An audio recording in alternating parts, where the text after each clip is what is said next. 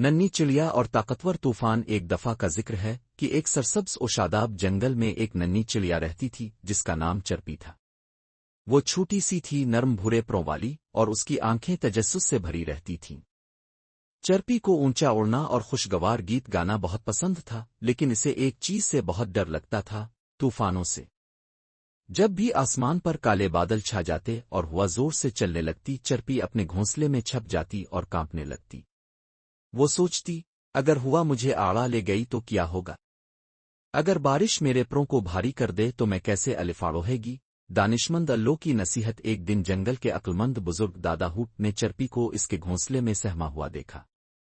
وہ مسکرائے اور کہا، بہادر وہ نہیں جو کبھی خوف محسوس نہ کرے، بلکہ وہ ہے جو اپنے خوف کا سامنا کرے۔ چرپی حیران ہوئی، لیکن میں بہادر کیسے بنوں جب میں بہت ڈرتی ہوں؟ دادا ہوٹ نے نرمی سے کہا، ہمت کا مطلب خوف سے آزاد ہونا نہیں بلکہ اس پر قابو پانا ہے۔ اچانک طوفان چند دن بعد چرپی اپنے دوستوں نبلس گلہری اور ہاپی خرگوش کے ساتھ کھیل رہی تھی کہ اچانک تیز ہوا چلنے لگی۔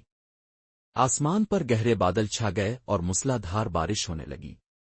سب جانور دوڑ کر پناہ لینے لگے۔ چرپی بھی تیزی سے اپنے گھونسلے کی طرف اڑی، لیکن جیسے ہی وہ اپنے درخت کے قریب پہنچی، اسے ایک ننھی خوفزدہ آواز سنائی دی۔ یہ ٹینا کچھوا تھی۔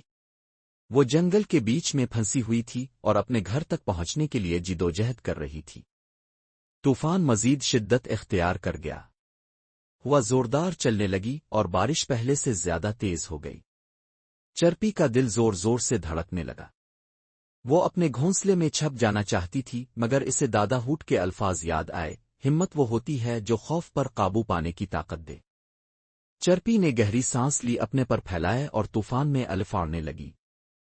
جرات مند بچاؤ ہوا اسے پیچھے دھکیل رہی تھی، بارش اس کے پروں کو بھاری کر رہی تھی، مگر اس نے ہار نہ مانی۔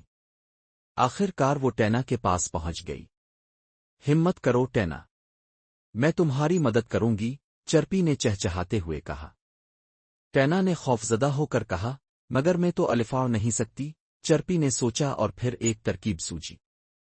تم اس بڑے پتے پر چڑھ جاؤ، میں اسے دھکیل کر تمہیں محفوظ جگہ لے جاؤں گی۔ ٹینا آہستہ